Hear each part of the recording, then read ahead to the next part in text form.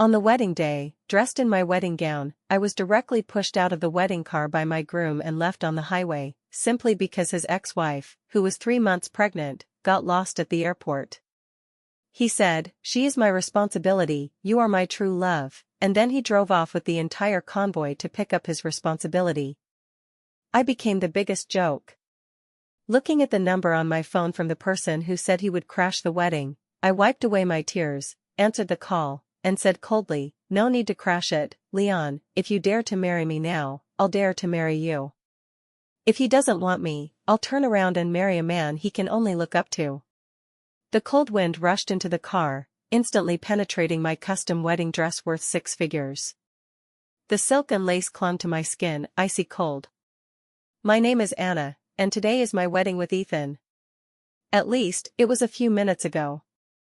The wedding convoy stopped on the emergency lane of Haichung's Ring Highway, with the lead car being an extended Rolls-Royce. Ethan had just pushed me out of this car with swift movements, even bordering on roughness. No, it wasn't pushing. He unbuckled his seatbelt, came around to open my door, grabbed my arm, and made me stand outside the car. The force wasn't heavy, but it was firm, leaving no room for negotiation. "Anna, you go ahead and take a taxi to the wedding venue yourself, be good." Ethan stood by the car door, his tie neat, hair impeccably styled, he didn't even look into my eyes. His gaze went over my head, toward the ramp leading to Haichung Airport. His phone was still lit, with Vivian's name on the screen. Vivian, his ex-girlfriend, or rather, ex-wife, they had gotten married legally, but separated without holding a wedding. I heard she went abroad and disappeared for 2 years. Now, she was back. Ethan's voice was steady, as if discussing the weather. "Vivian got lost at the airport, she's in a bad mood, crying on the phone. I have to go pick her up." My mind buzzed, as if hit by a heavy hammer. I looked at him, this man who should be waiting for me in the wedding hall in a few minutes. "Ethan, what did you say?" "Today is our wedding day. Hundreds of guests are waiting at the hotel. And now, you're going to the airport to pick up your ex-wife?" Every word squeezed out through gritted teeth. I couldn't believe this was real. On the highway, traffic roared by, the wind howling loudly, yet his words smashed clearly into my ears, one by one. Absurd, utterly absurd. He finally lowered his head to look at me, his eyes showing no guilt, but rather a saintly sense of responsibility. "Anna, don't be willful. Vivian is 3 months pregnant, the child is mine. She's returned alone, with no one to turn to, and got lost, I can't ignore her. Pregnant. 3 months. The child is his." I felt all the blood rush to my head, then instantly turn cold, my limbs numb. She left for 2 years, pregnant for 3 months, and the child is his? This logic, this timeline, is Ethan an idiot? No, he just desperately wants to be that responsible good man. Or rather, that place in his heart was never truly vacant. "She and the child are my lifelong responsibility," Ethan emphasized, as if taking an oath. "I'll take care of her until she finds her next home. Anna, you have to understand." "Understand? Understand what?" "Understand that my groom, on our wedding day, threw the bride onto the highway to pick up his pregnant ex-wife?" My whole body was shaking, unsure if from cold, anger, or fear. I grabbed his sleeve, the wedding dress skirt fluttering wildly in the wind like an out-of-control white ghost. With a hoarse voice, I asked the most humble and ridiculous question, "What about me? Our wedding? Our future? What am I, Anna, to you, Ethan?" He looked at me, his gaze incredibly firm, even giving the illusion of deep affection, and said, "You are my lifelong true love and future." How touching. Responsibility to her, true love and future to me. He divided responsibility and love so clearly, clear to the point of cruelty. The next second, he brushed off my hand and decisively closed the car door. Bang. The sound wasn't loud, but it shattered all my illusions. The window separated us. I saw him sit back in the driver's seat, his profile stern. The lead car started, and the dozens of luxury cars following formed a long dragon, trailing him without hesitation toward the airport. Not a single car stopped. No one asked me a thing. They were all Ethan's friends and relatives, they only listened to him. I, Anna, in an elaborate and gorgeous wedding dress, my bouquet long lost somewhere, the veil blown by the wind and caught on the roadside barrier like a white flag of surrender. I stood by the road, like a complete fool. Passing cars slowed down, faces peeking out of windows, curious, mocking, sympathetic. A bride in a wedding dress, abandoned on the highway. This must be the biggest joke of the year. Tears wouldn't stop falling, smashing onto the expensive fabric and spreading instantly. I cried, laughing through tears, the mix of tears and laughter sounding ugly even to myself. My chest felt hollowed out, the wind pouring in directly, painful, an empty pain. True love? Future?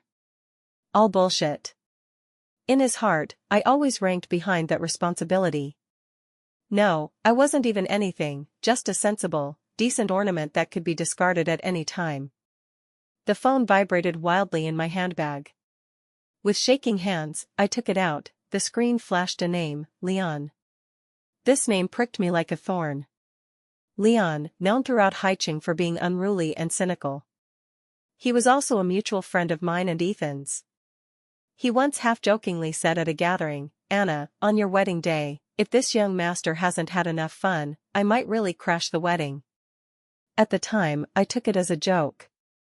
Ethan even laughed and said, "If you dare come, I'll break your legs."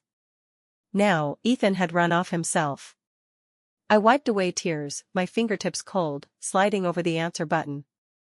On the other end, the background was noisy, as if at a party. The man's voice carried his usual laziness, with a touch of a grieved tone. "Anna. What do you mean? I just casually said I'd crash the wedding, and you got so scared you really didn't dare come to the ceremony? I've been waiting at the hotel entrance for half a day, the flower children are about to fall asleep, where are the bride and groom? Playing hide and seek?" He obviously didn't know what had happened. He thought I had run away from the wedding. My tears surged again, but my voice was surprisingly calm, like stagnant water, without ripples. The wind, car noises, his voice, all became distant. Looking in the direction where Ethan's convoy disappeared, I said word by word into the phone, "No need to crash it." Leon paused, "Huh?" I took a deep breath, the cold air stinging my lungs, but making me incredibly clear-headed. "Leon, let's get married." The other end of the phone fell instantly silent.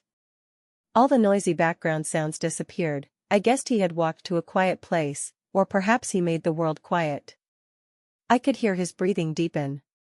After a full 10 seconds, he spoke, all laziness and joking gone from his voice, leaving only disbelief and a solemnity I couldn't quite describe.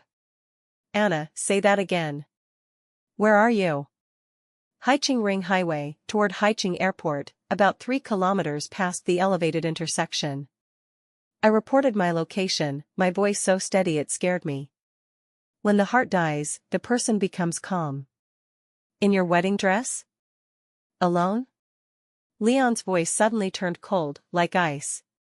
"Yes." "What about that bastard Ethan?" He gritted his teeth.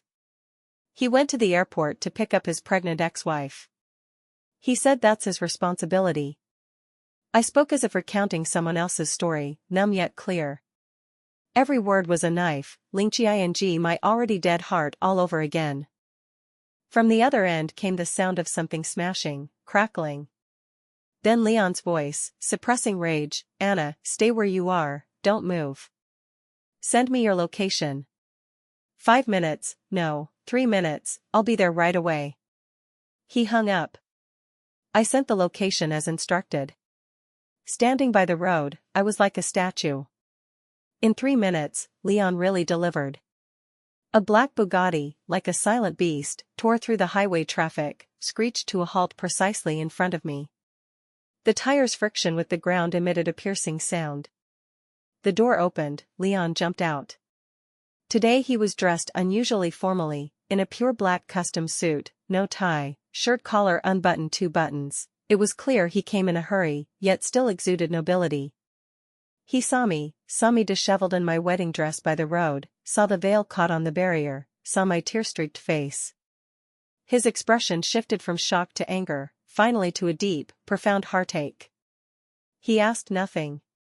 He strode over, took off his suit jacket, and draped it firmly over me, its warmth from his body covering the cold lace. His movements were gentle, soft. In stark, heart-piercing contrast to Ethan's resolute push out of the car. "Cold?" he asked, voice low. I shook my head, but tears fell again. Not for Ethan, but for this moment, the warmth of this jacket. Leon reached out, his calloused fingertips gently wiping my tears. "Don't cry. Not worth it for that trash." He opened the passenger door. "Get in. I'll take you away." I got in. He went around to the driver's seat, closed the door, shutting out the prying eyes outside. The car started, smoothly merging into traffic. "Where are we going?" I asked, voice dry. Leon stared ahead, his profile hard. "The Civil Affairs Bureau.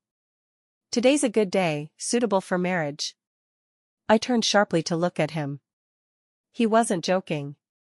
"Leon, what I said earlier was just out of anger." I tried to explain, though I didn't know why. Saying "let's get married" in that moment was despair, revenge, breaking the jar since it's already cracked. But he smiled, not his usual cynical smile, very serious. "Anna, I didn't take it as angry words. Crashing the wedding was a joke, but wanting to marry you, that's not." I was stunned. "Ethan doesn't want you, I do. He's blind, but I'm not."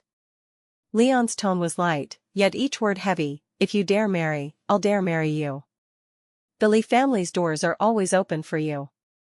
As for Ethan, what he owes you, I'll make him pay back tenfold, 100-fold." The car was quiet. I looked at him. We'd known each other for years. I always thought he was an immature, playful rich kid. Only now did I see the seriousness in his eyes was real. "Marry Leon? The best way to revenge Ethan isn't to immediately marry a man 100 times better than him? Let him know that I, Anna, am not indispensable to him, not garbage he can discard at will. Turn his lifelong true love into a complete joke." My heart was bleeding, but a strange thrill of revenge rose. "Okay. To the Civil Affairs Bureau," I heard myself say. Leon glanced at me, a light flashing in his eyes. "Hold on." The Bugatti accelerated, rushing toward the city. At the wedding hotel, it must be chaos now. Ethan's parents, my parents, all relatives and friends couldn't contact us. Leon made a call, voice ice cold. "Notify the Gu and families, the wedding is cancelled. The bride Anna is with me now. If anyone has objections, let them come find me, Leon, directly." He hung up, as if it was a trivial matter. I knew the weight of those words. The Lee family in Haicheng was something the Gu family had to look up to. His words were both notification and warning. Civil Affairs Bureau. Being a good day, it was crowded. Leon obviously had arrangements. We took a special channel. I in my wedding dress, draped in his suit jacket, he in black, standing together like a bizarre yet harmonious picture. Photos, signatures, stamps. The staff looked at us with complex expressions but dared not ask anything. When those 2 red booklets were handed to us, I still felt unreal. I, Anna, abandoned by the groom on the wedding day, then got certified with another man. Flash marriage. Leon took the marriage certificate, carefully putting it in his suit inner pocket, close to his heart. He held my hand, his was large, warm. "Mrs. Leon, from now on, no one can bully you anymore." My phone rang wildly again. It was Ethan. He probably picked up Vivian, then got the hotel's call, and finally remembered me. Leon took my phone, answered directly, on speaker. Ethan's anxious and angry voice came. "Anna. Are you crazy? You're with Leon? Do you know what day it is? You dare run away from the wedding?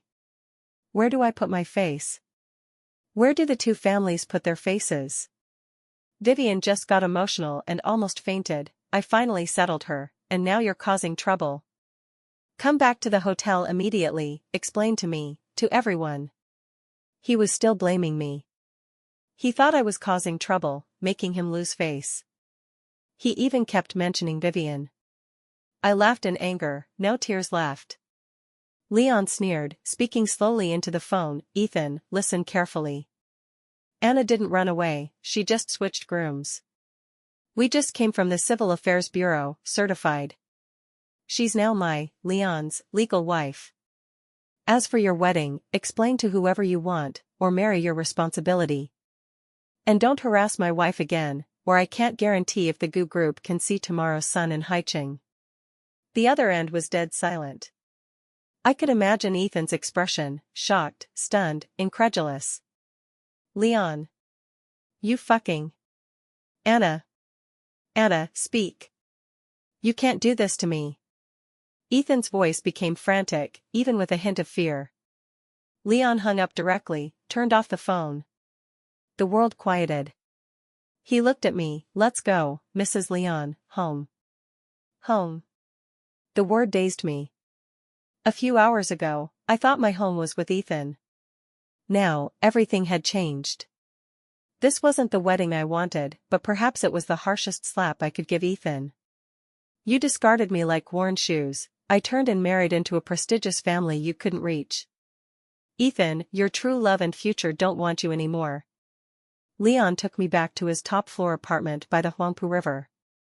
The view was excellent, the entire Bund nightscape in sight. But I had no heart to appreciate it.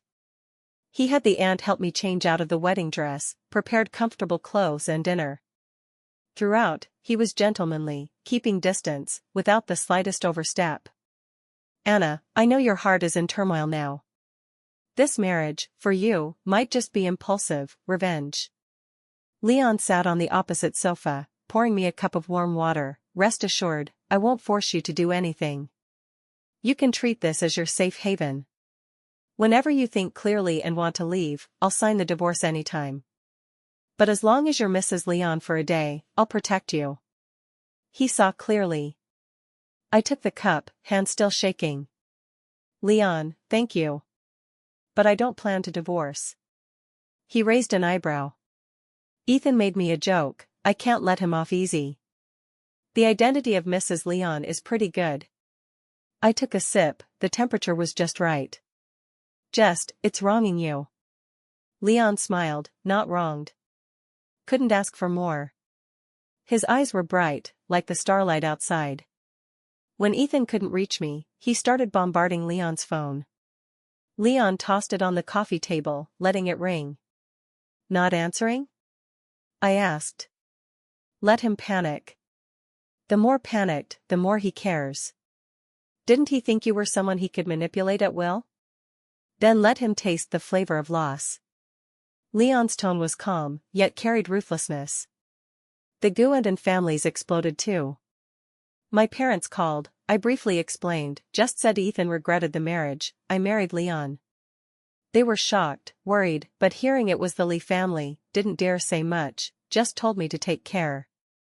Ethan's parents were directly suppressed by the Lee family. The wedding became a farce.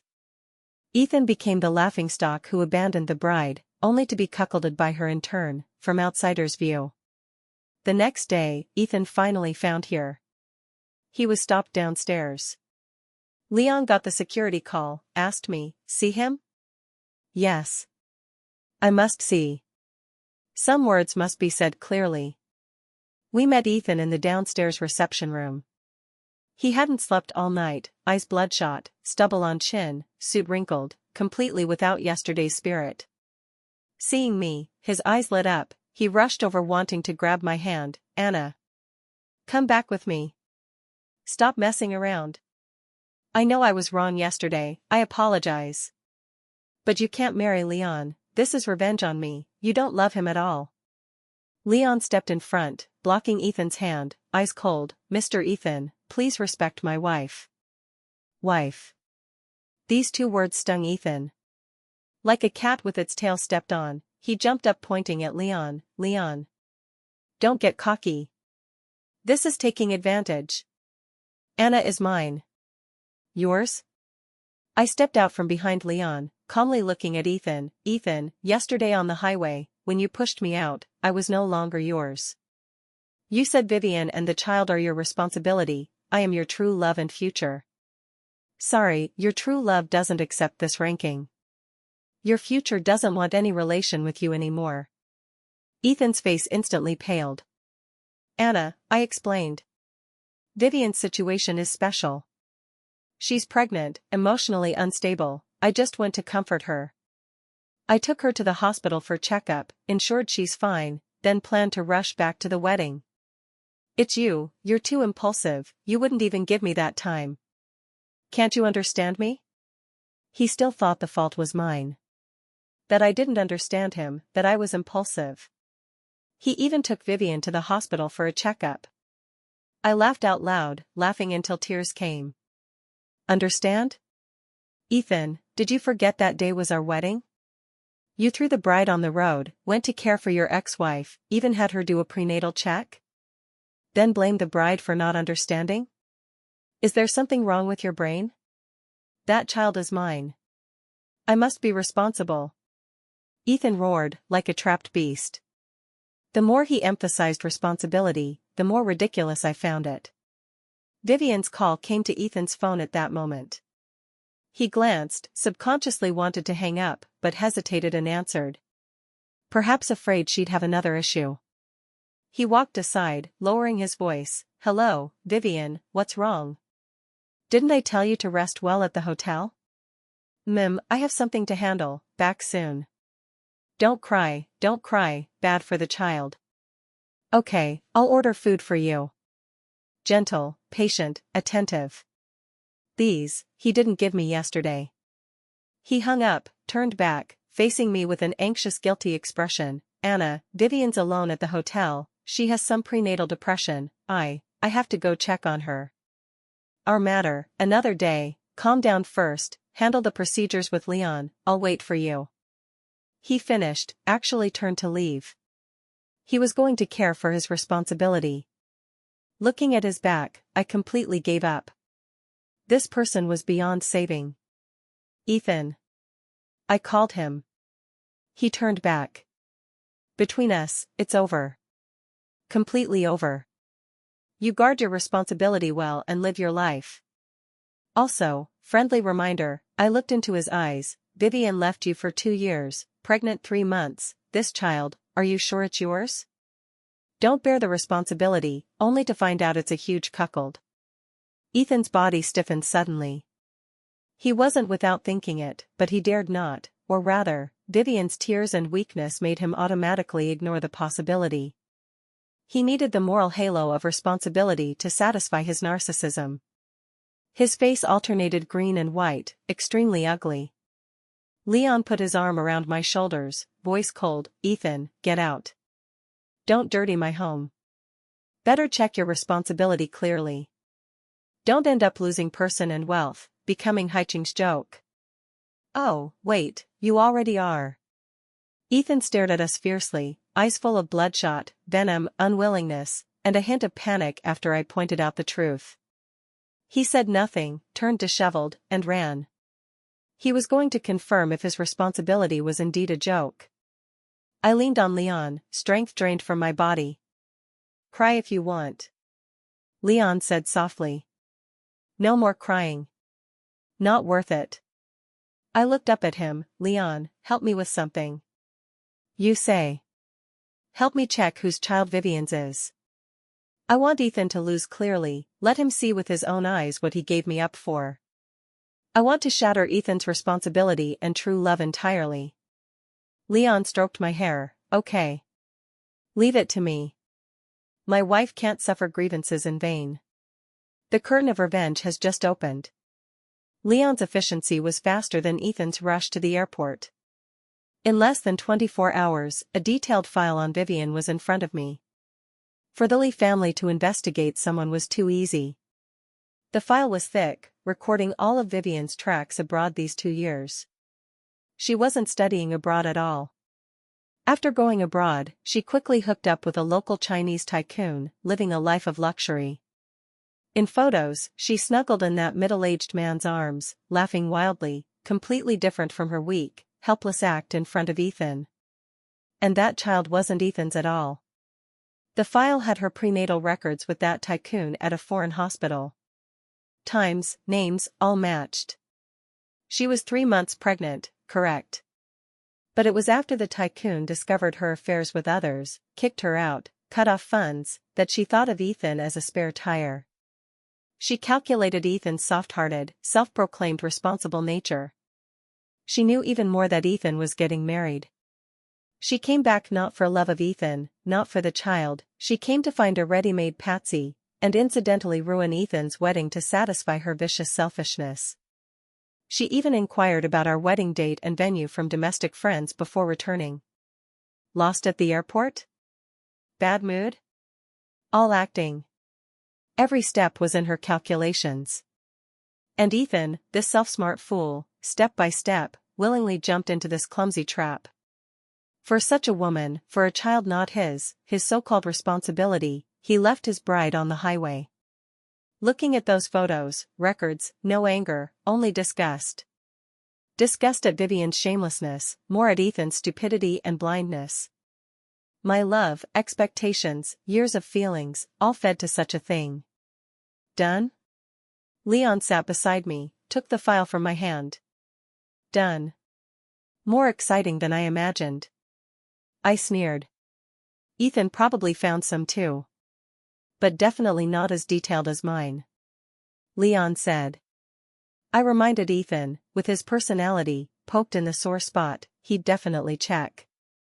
But his ability, what he finds is probably superficial, or Vivian makes up a reason and fools him again. Now, what do you plan? Leon asked. His stance clear, he was my knife, but how to use it, up to me. What does Ethan value most? I asked. Face, his ridiculous self-esteem, and the goo group. Then let him keep none. I looked out the window, eyes cold. Doesn't he love acting the responsible good man? Wouldn't he give up everything for his responsibility? I want everyone to see how dirty, how ridiculous this responsibility is. I want the moral arch he built himself to collapse completely, smashing him dead. Appreciation flashed in Leon's eyes. Good idea. What do you need? Help me invite Ethan's parents, and some key shareholders of the goo group. Location, the hotel where Ethan settled Vivian, top-floor restaurant. Time, tomorrow noon. You want to expose publicly? No, I want to give him an unforgettable surprise. I picked up the file. Isn't Vivian's birthday soon? The file showed 3 days later was Vivian's birthday. Leon instantly understood, smiled. Anna, you're ruthless. But I like it. Ethan was overwhelmed these days. On one hand, the wedding farce made him and the Goo family lose face, some partners watching. On the other, my words like a thorn in his heart. He secretly checked, but Vivian was alert, crying, saying he didn't trust her, even threatening suicide, saying she'd disappear with the child. Ethan's heart softened again. He dared not dig deep, afraid to face the unacceptable truth. He'd rather deceive himself. He still tried contacting me, messaging apologies, repentance, saying he loved me, don't sulk. I replied to none. Vivian was smug. She thought she had Ethan hooked. She even started acting as Mrs. Goo, hinting Ethan give her status, a home for the child. To appease her, Ethan promised a birthday banquet on her birthday, formally introducing her to family and friends. Location, that hotel's top-floor restaurant. Everything in my plan. On the birthday banquet day. The hotel top-floor restaurant was decorated warmly romantic. Ethan booked the whole place. He invited his parents, some core relatives, key business partners, and of course, Leon. He wanted to prove to Leon he was a man of responsibility. He even sent me an invitation. He thought seeing his responsibility to Vivian would move me, make me understand, change my mind. He was hopelessly stupid. Leon and I attended in full dress. I wore a red long gown, like a flame. When we appeared at the restaurant door, everyone quieted. Ethan saw me, eyes instantly bright. He thought I came to reconcile. He came over. Anna, you came. I knew it. Leon held my waist, interrupting, Mr. Ethan, my wife and I are here to celebrate Miss Vivian's birthday. After all, it's her who made us possible. Ethan's face instantly stiffened. Vivian in a white dress, slightly bulging belly, happily leaning on Ethan, seeing me, a flash of smugness and provocation in her eyes. Sister Anna, you came. Thank you and Leon for coming. Ethan and I are very happy. She said weakly, declaring sovereignty. You're welcome. How could I miss such an important day? I smiled, walking to the main table. Ethan's parents' faces were ashen. They were dissatisfied with Vivian, but for the child's sake, endured. The banquet started. Ethan forced a smile, thanked everyone for coming, then looked affectionately at Vivian. Today is Vivian's birthday. Also, I want to announce something. Vivian and I separated, but now we have a child. This is my responsibility. I'll care for her and the child for life. He took out a ring. He wanted to give Vivian a promise today. How touching. Vivian excitedly covered her mouth, teary-eyed. Just as Ethan prepared to put the ring on Vivian, I clapped. The restaurant's big screen suddenly lit. What appeared wasn't warm birthday wishes, but Vivian abroad, intimate photos with that middle-aged tycoon, one after another, shockingly explicit. Then, her prenatal report at a foreign hospital, clearly stating due date and the tycoon's name. Finally, a video. That tycoon, found abroad by Leon's people, he faced the camera disdainfully. Vivian? That woman is a gold digger, trying to trap me with a child? Pity, she's too stupid, that child isn't mine at all. Earliest time, I had a vasectomy long ago. Oh wait, seems the time doesn't match, whatever, I don't want her, who she finds to take over is her business. Leon corrected, correction, the tycoon's exact words, that child? Time doesn't match at all, she was stringing several along, who knows whose seed, anyway not mine. Want to extort me? Tell her to fuck off. The whole room, dead silent. All eyes focused on the big screen, then turned to pale-faced Vivian and completely petrified Ethan. The ring in Ethan's hand clanged to the ground. His responsibility, shattered. The ring rolled on the carpet, soundless, yet like thunder exploding in everyone's heart. The screen continued looping, Vivian's debauchery, the tycoon's disdain, like countless slaps fiercely on Ethan's face. Slap slap. No. Not real. This is fake. Slander. Vivian reacted first, screaming, rushing like a madwoman to the screen, wanting to turn it off. Anna. It's you. You bitch harmed me. She pounced at me. Leon's eyes chilled, a light push, Vivian fell sitting on the ground, disheveled. Miss Vivian, mind your pregnancy. Though I don't know whose child, it's still a life. Leon's voice, bone-chilling cold. Ethan, like soul drawn out, stood dazed, looking at the screen, then at Vivian throwing a tantrum on the ground. His face from white to red to green, finally ashen. Responsibility? The one he obsessed over, abandoning the bride to uphold, turned out a complete scam. He, Ethan, became a huge fool, a self-amorous patsy. Ethan. Ethan. Believe me. It's Anna harming me. She's jealous. She synthesized these photos to frame me. Vivian cried, crawling to Ethan, hugging his leg. Ethan's father, Goo Group's chairman, shook with anger, grabbed a cup from the table, smashed it hard on the ground. Bastard. Disgraceful thing. He pointed at Ethan's nose, cursing, this is your so-called responsibility? This is the woman you cancelled the wedding for, making our Goo family hijinks laughingstock? What's in your brain? Played by a woman. You've lost all Goo family's face. Several shareholders couldn't sit still, faces ugly. Ethan, you need to explain this. Wedding a farce, now this scandal, company image severely damaged, stock price will plummet tomorrow. In your state, how to manage the company? When the wall falls, everyone pushes. Ethan betrayed by all.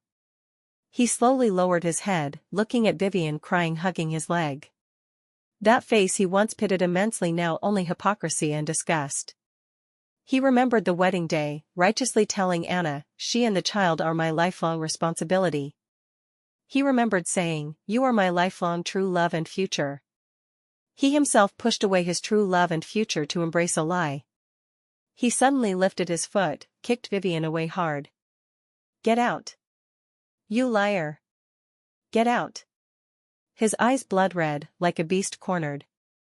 Vivian kicked into the table corner, looked at Ethan incredulously. "Ethan! You dare hit me? I'm carrying your child." "My child?" Ethan laughed miserably, uglier than crying, pointing at the screen. "Tell me, whose child is this?" "Vivian, you deceived me so badly. Treated me like a fool." He collapsed. His proud morality, responsibility, everything, crumbled in this moment. I stood there, watching coldly. No pleasure, only a fatigue of dust settling. This is what he wanted. Ethan suddenly looked at me, eyes full of pain, regret, plea. Anna, I was wrong, really wrong. I'm a fool, a bastard. Forgive me, let's start over, okay? I love only you." He walked toward me. Now he knows wrong? Now he says he loves me? Late. Too late. Leon blocked in front, like a wall. "Ethan, you have no right to call her name now." "Leon. Get out." Ethan, like mad, tried to push Leon away.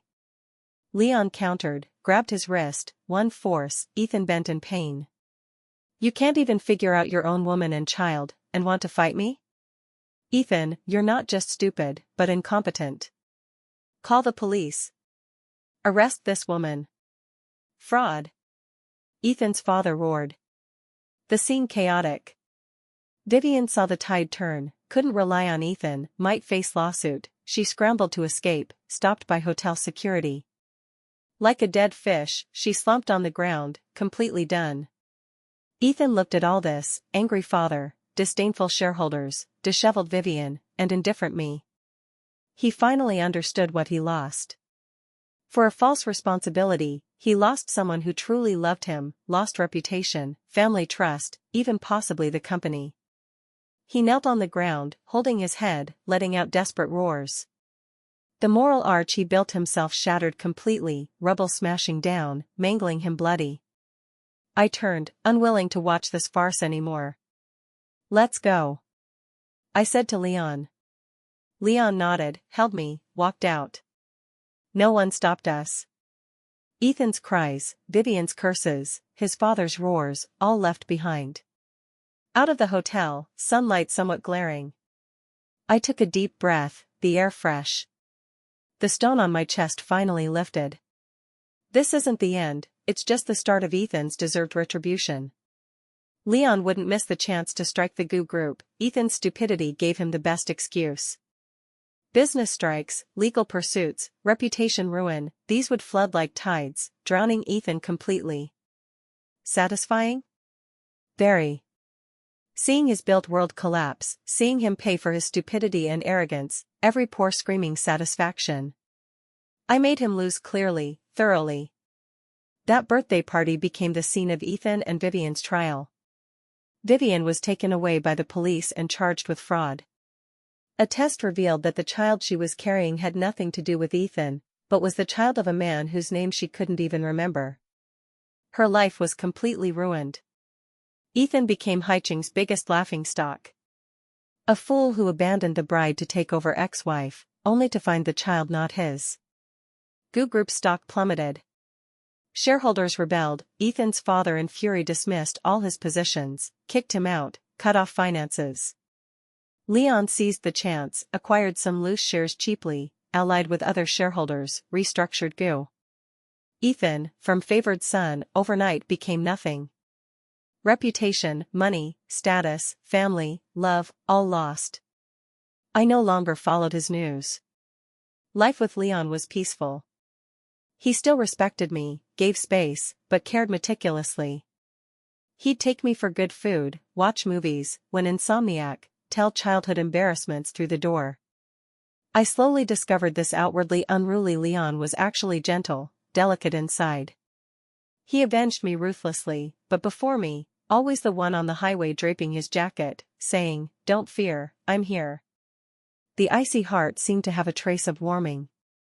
This flash marriage, starting impure, but the result not so bad. 3 months later. A rainy day. I left the company, heading to parking to find Leon. He came daily to pick me up. Downstairs, I saw a familiar yet strange figure. Ethan. Much thinner, in cheap jacket, messy hair, turbid eyes, like a vagrant. He stood in rain, soaked, seeing me, eyes burst with desperate light. He rushed, stopped by building security. "Anna! Anna! I beg you! See me!" he hoarsely shouted. I stopped. Security looked at me, I nodded, signal to let him. Ethan stumbled over, rain flowing down his hair, utterly disheveled. "Anna."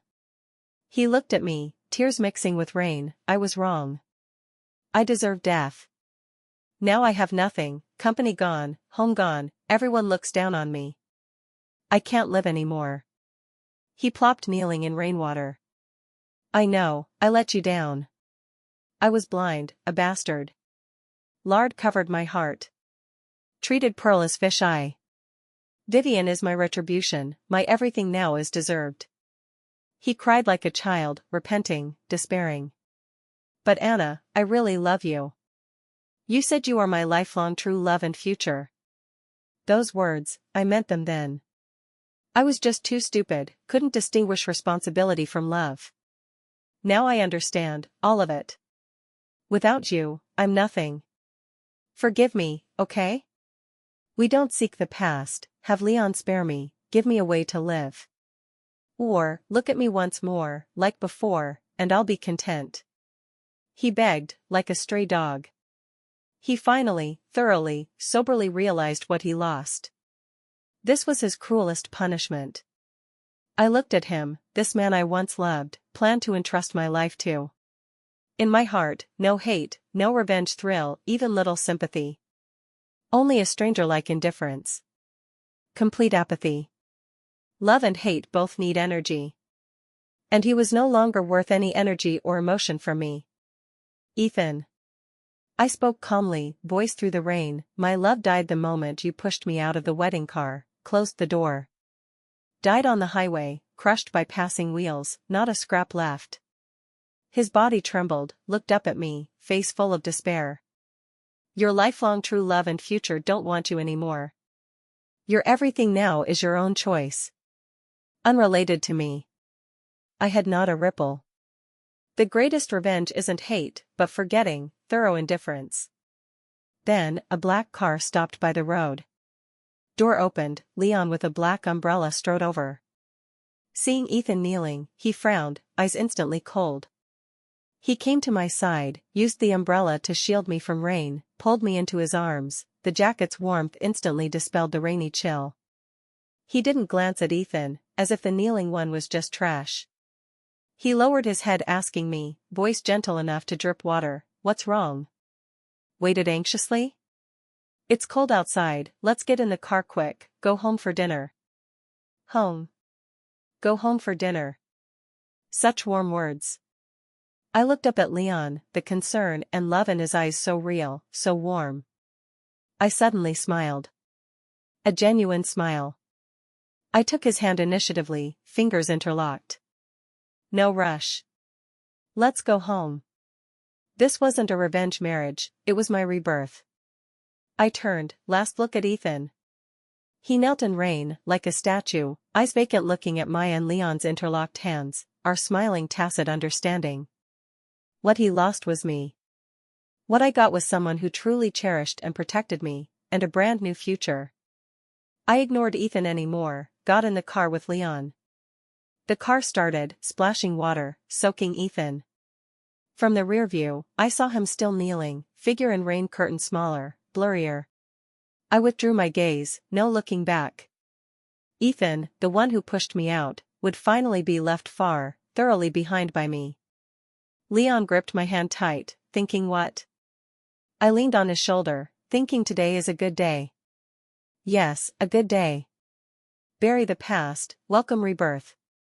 Outside the window, rain stopped, on the horizon, faintly a rainbow appeared.